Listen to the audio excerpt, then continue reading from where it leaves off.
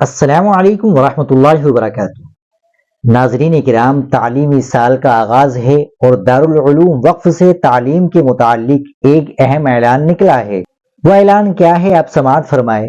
اہم اعلان: ابتدائی تعلیم کے بارے میں دارالعلوم وقف دیوبند میں داخل تمام قدیم و جدید طلباء کو مطلع کیا جاتا ہے کہ مورخہ 15 شوال المکرم 1446 ہجری مطابق 14 اپریل سن 2025 عیسوی بروز پیر صبح 8 بجے دارالحدیث فوقانی میں جانشین خطیب الاسلام حضرت مولانا محمد سفیان قاسمی صاحب مدظ اللہ العالی، استاد حدیث و محتمم دارالعلوم وقف دیوبند، بخاری شریف کے افتتاحی درس سے تعلیمی سال نو بابت 1446-47 ہجری کا آغاز فرمائیں گے۔